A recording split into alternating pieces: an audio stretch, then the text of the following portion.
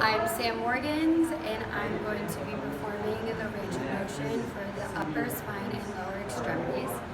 First, we're going to start with wrist flexion. My partner here is going to be sitting in a chair, sitting up straight. I'm going to have her take her arm and bend it on the table. I'm going to have her wrist coming off the table a bit, and I'm going to have her move closer to the table. Then I'm going to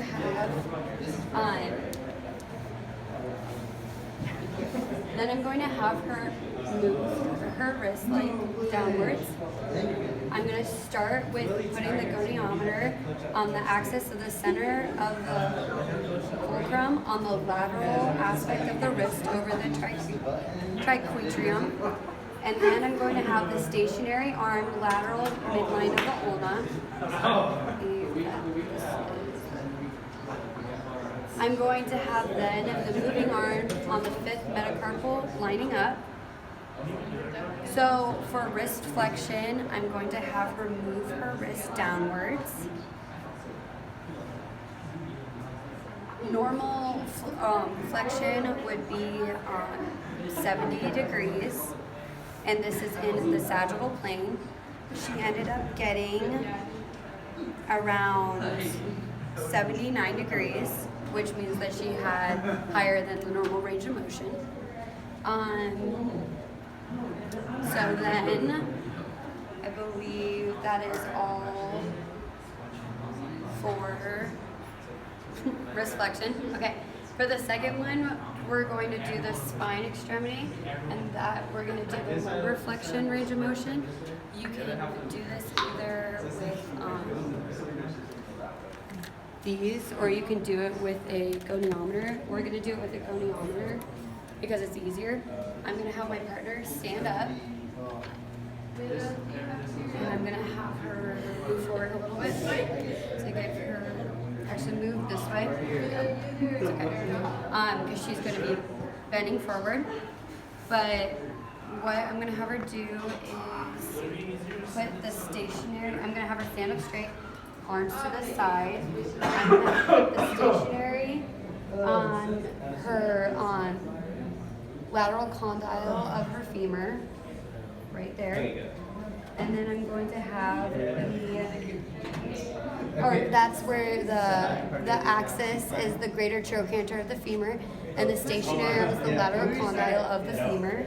So it's going to be lined up right there. And then her moving arm is going to be the axillary.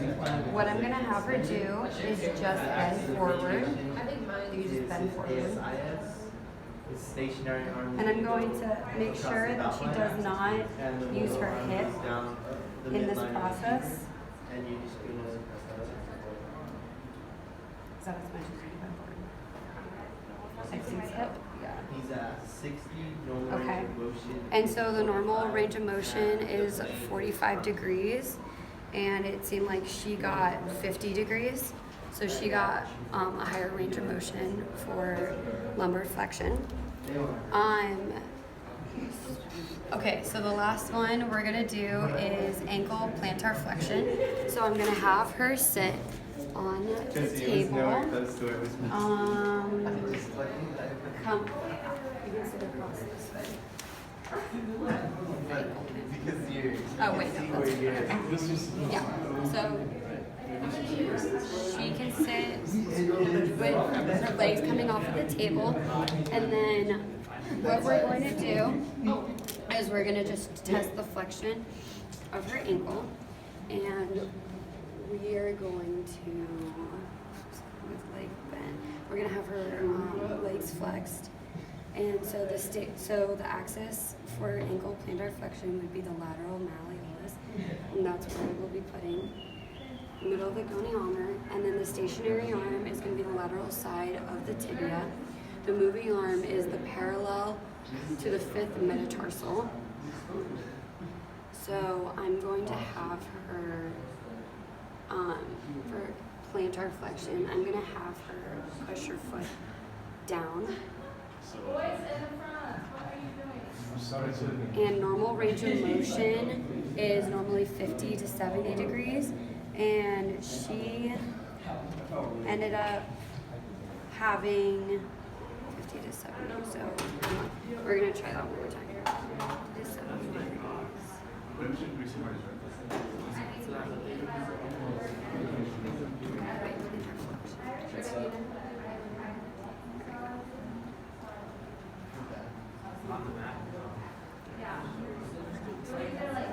So she ended up having 80 degrees, which means that she had a higher plantar flexion as well.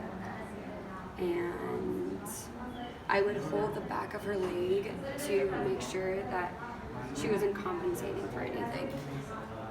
That's it.